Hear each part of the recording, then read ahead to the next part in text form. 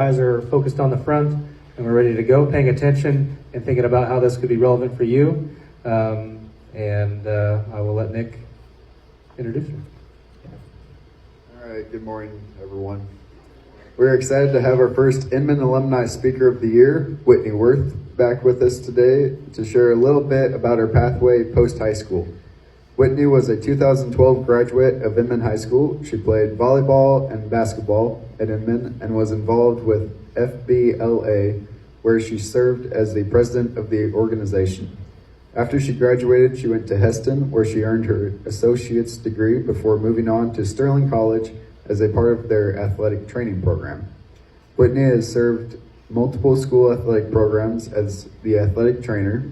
She was the assistant athletic trainer at Pratt Community College for the past 2 years, and then this fall she was announced the head athletic director or trainer at Hesston College. Please give Whitney a warm welcome today. Good morning. How is everyone? All right. Who here has been an athlete or is an athlete? Quite a few of you. Who here has been hurt before in athletics? Quite a few of you. So this is kind of what my job gets to pertain is I get to basically help injured athletes.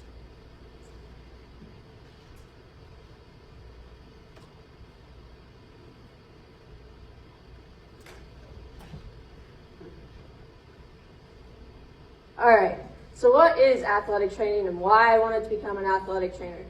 My time here at Inman was fulfilled of injuries, basically from my freshman year all the way to my senior year. I've had 5 knee surgeries and missed out on my entire senior season due to my knee surgeries. I had 3 while I was a senior here, and then I had 2 more once I went to college.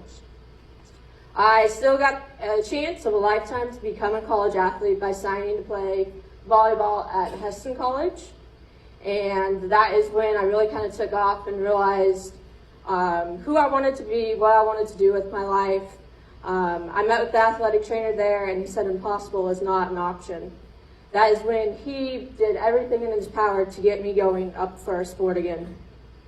I had my 4th knee surgery there, and that was when I was told that running, jumping, being an athlete was going to be impossible. I didn't stand a chance for it. So when that was told, I was kind of crushed. I didn't know how to take it. I didn't know what to do. I'd always identified myself as an athlete, and now I was having to identify myself as not being an athlete, which is really tough. When you've always been that athlete, to all of a sudden not be an athlete, what do you do? So I went into my 4th knee surgery thinking I didn't stand a chance to do anything again, and my athletic trainer there said, challenge accepted. When I came back from surgery, he worked with me about 4 to 6 hours every day. So if I wasn't in class, I was in the athletic training room doing rehab, which took quite a bit of time in my day. I didn't get to take a nap like every other college student. When I was free, I had to be doing homework. I didn't get to enjoy the whole college life because I was always in the training room. But when I was in the training room, I realized a couple things. I realized that this might be a career I want to do. This is a way to keep me involved in athletics without necessarily damaging my knee at the same time. So once I finally got my knee healthy, by springtime I was able to participate about 85% of volleyball. And I finally realized athletic training is what I wanted to do and what I wanted to be successful in. My sophomore year at Hesston, I ended up being a manager for our volleyball team, while I could focus on athletic training a little more and not have to worry about my knee nearly as much. Going into my sophomore year, it was tough. I was having to look through colleges again. Same process that you guys are all having to look through and deal with right now, except it started over in 2 years again. I had to look at who had accredited programs for athletic training. At that point in time, athletic training was a 4-year degree. So moving forward, most of the programs I'd have to be there for 3 years instead of 2 years. So I had to take a lot of things into consideration. Other things to take into consideration were first-time pass rates. Some schools' first-time pass rates for the BOC, which is your Board of Certification exam, were very low. So that meant the success there to be able to pass the first time were not as high.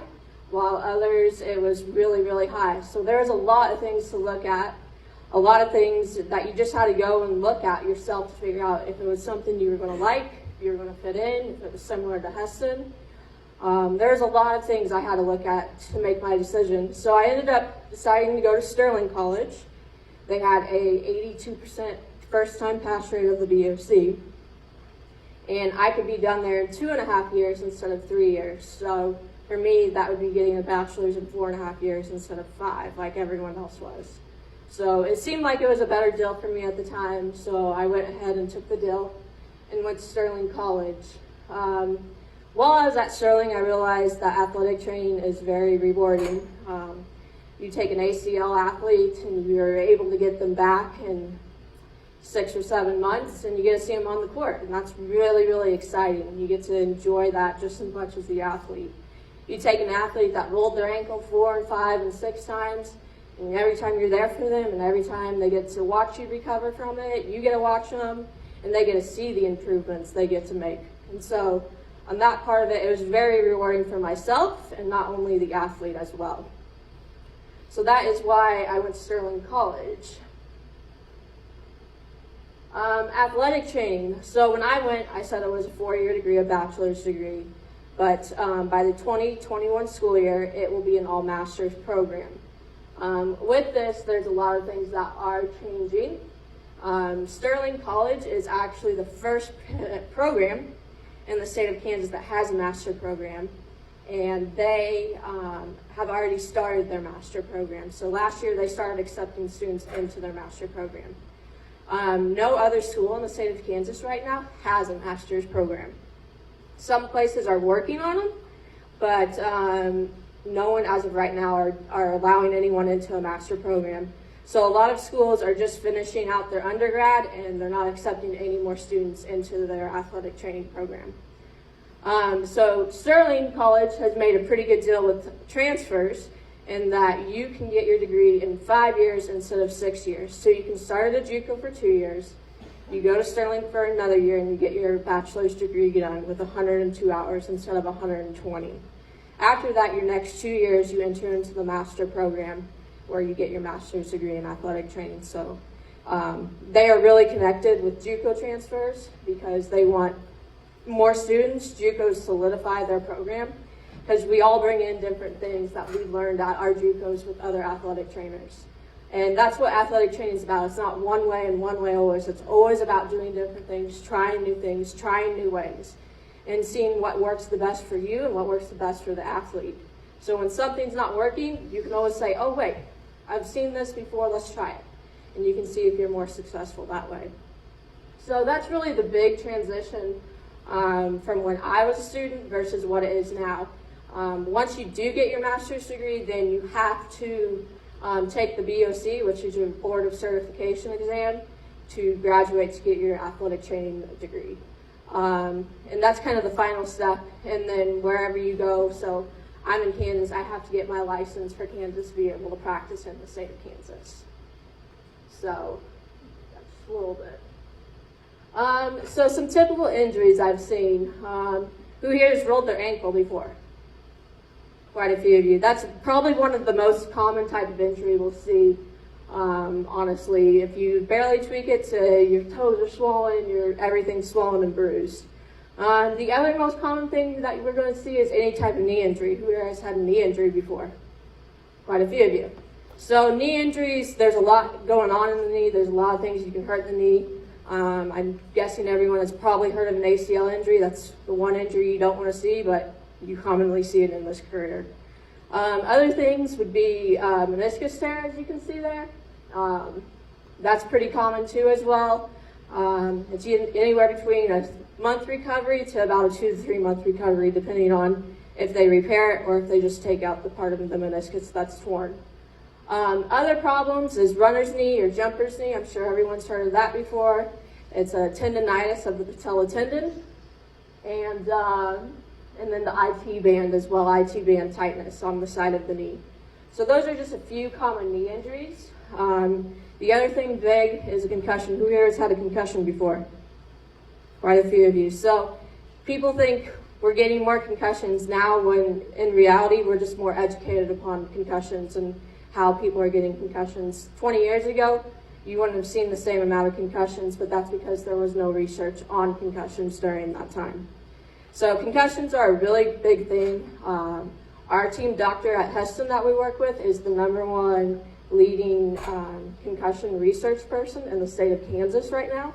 So we are up to date, about as current as can be for concussion return to play. We're to a point where you can actually exercise and get your heart rate elevated to about 100 and 120, and even if you still have symptoms is the new push now. But it's taken a lot to get to there, and it's taken a lot to show proof that exercising actually does help you recover in the process. So injuries that I have seen. So this top one up here where the bruise is on the leg, that was actually following a meniscus surgery. One of my athletes had meniscus repair and bruised pretty severely. The 2 x-rays, the one of the ankle, it's going to be right by the bruise, and then the bottom one to the left side of the ankle are both the same x-rays. That's one of my soccer players last year. She had a tib-fib fracture. She was playing indoor soccer, stuck her foot, and leg went, and the bone was sticking out of her skin. She had surgery about 3 hours later that day. So that was a pretty big one last year. The one with the wrist, that's circled red. My track girl was doing box jumps. She fell backwards, landed on her wrist, and broke her wrist. And then the other 2 bruised ones are just a quad strain and a hamstring strain, and the significance of the bruising on there. Both of those were out for about 6 weeks. It was about a grade 2 or grade 3, what you want to call that. Grade 3 is a complete tear, so they hadn't completely torn it, but they were pretty weak.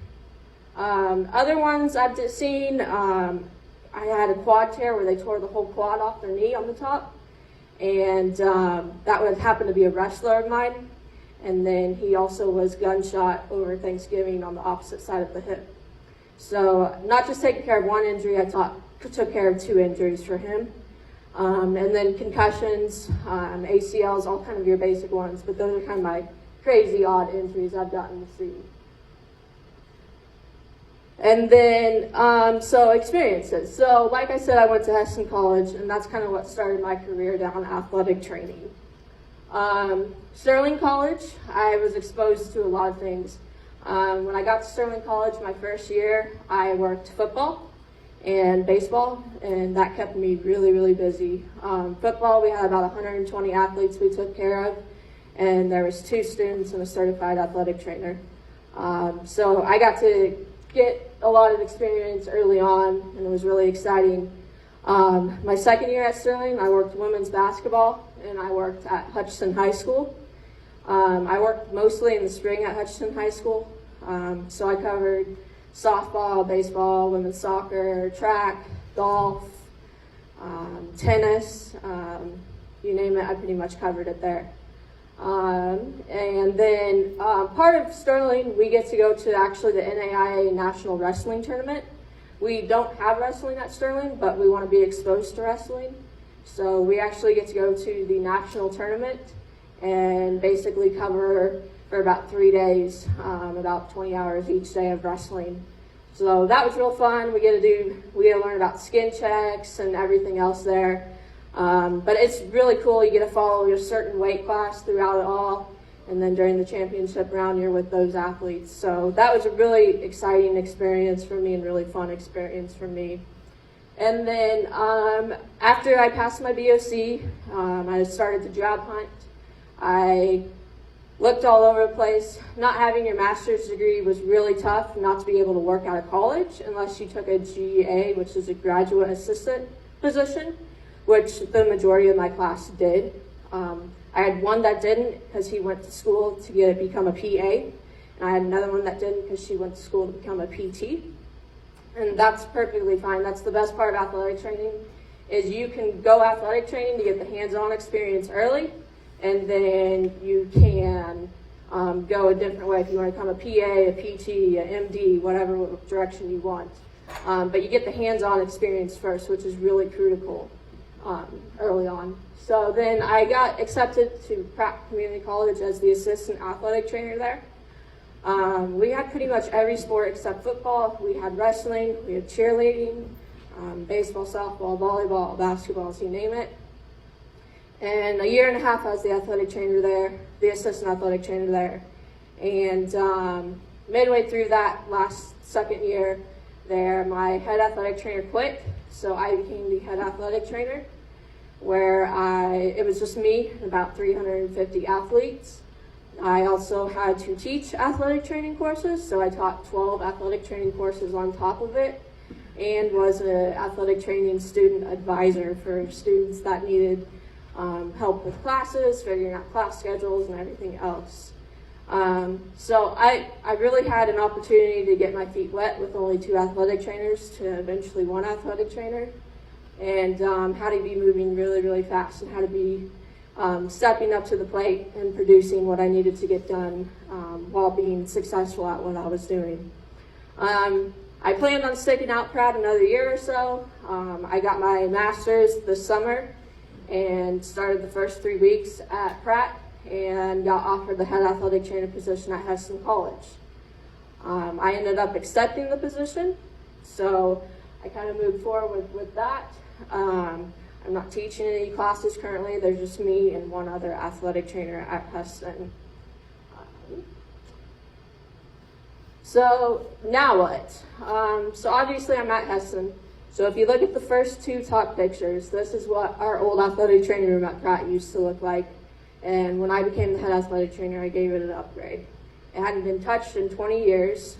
There was rips in tables, there was mold in tables, you name it. So we gave it a complete new upgrade. And now I'm at Hesston, and they did a gym renovation this summer. And they didn't renovate the training room, but they made sure to terrorize the training room in every which way. So this weekend I just got done painting it, but we're going to have to do a complete upgrade. It hadn't been touched in about 15 years. So everything needs to be upgraded there. So a lot of work moving forward. We're currently working out of an old mailroom, which is an idea, but we're doing it. So a head versus an assistant athletic trainer. So a head athletic trainer really works a lot of administrative duties. I do a lot of paperwork. I do a lot of behind the scenes that people don't realize I have to do. I deal with a lot of insurance companies. We also have a thing called secondary insurance. So basically whatever your primary insurance doesn't pick up, we have to file a claim, and then the secondary of the school's insurance picks up. So there's just a lot. I kind of oversee everything our assistant athletic trainer does and kind of overview her. I set kind of her rules, her guidelines, and what she needs to follow. But yeah, that's kind of a difference between your assistant and the head. It's a lot more administrative duties, a lot more separating things, a lot more behind the scenes work that people just don't see that go on.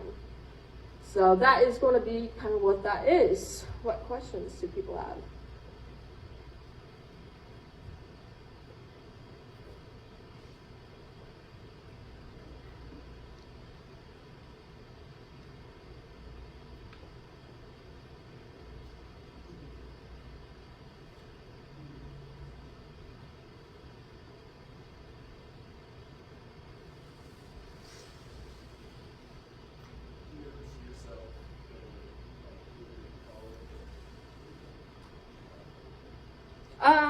Yeah, I've looked at it.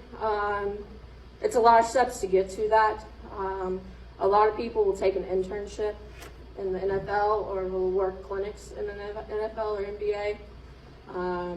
A person that applied for one of our jobs, he did a lot of clinics for NFL and NBA, and it really made his resume stick out really a lot, even though they were 2 and 3 month clinics, where he never actually held a job for over a year, but they were like 2 and 3 month clinics.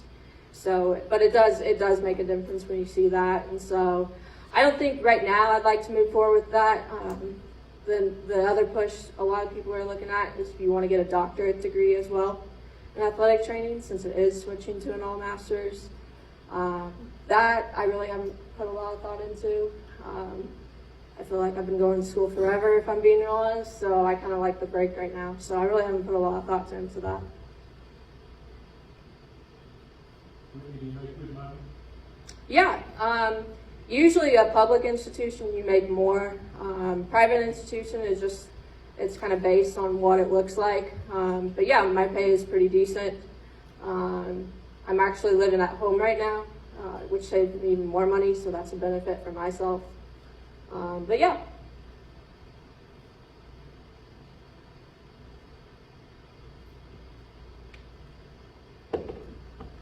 Anyone else? Yes. What courses did you take here in high school do you think benefited you the most for what you ended up doing? Honestly, my business courses I took here benefited me the most, and being part of FBLA benefited me the most. When it comes to working with budgets and proposing new budget plans for the year, that's when those business classes really helped me come in and actually be able to have a rhyme and reason why we need more money pushed towards a capital budget versus an individual budget or whatever. For capital equipment, you know, the equipment that's that you get to use every day, your ice machine, game readies, treatment tables that you get to use every day. You know, versus an individual need of tape that you get that you use every day. You don't get to reuse it. But my business classes here really helped me moving forward, being able to keep track of a budget.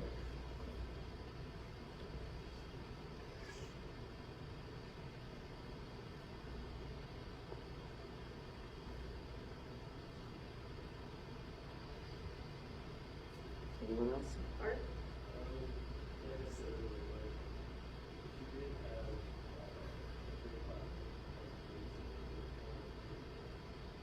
Oh gosh, I mean, that'd probably be KU for me. Probably be an easy choice there, not a lot to think in. The difference too, to take into consideration, when we worked the NAIA National Wrestling Tournament, we actually partnered up with KU students that were in athletic training, and we actually worked with seniors in that program. And seniors in that program had never even got to take an athlete, let alone do an evaluation on an athlete, because a doctor's always involved there. Where at a smaller institution, we are the ones that get to see that athlete first, and we're the ones taking care of them where we send them to a doctor, which kind of creates a different atmosphere if you're not ever really getting to treat that athlete.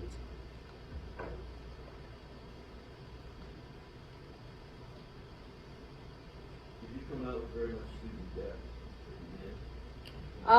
Yeah, I did. Really, Sterling College was probably my worst.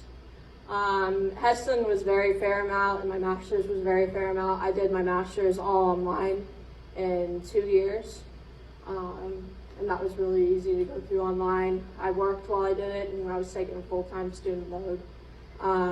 The best part is with Sterling's master program is they are actually going to be the cheapest in the state of Kansas, and they've cut their tuition in half for their master program. So they're about $13,000 a year, where normally at K-State, KU, they looked at was about $28,000 a year to $26,000 a year.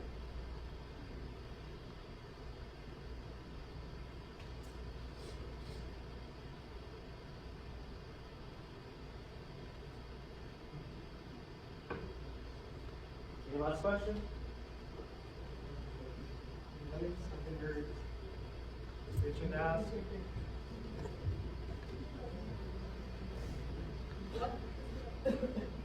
My brother? I guess.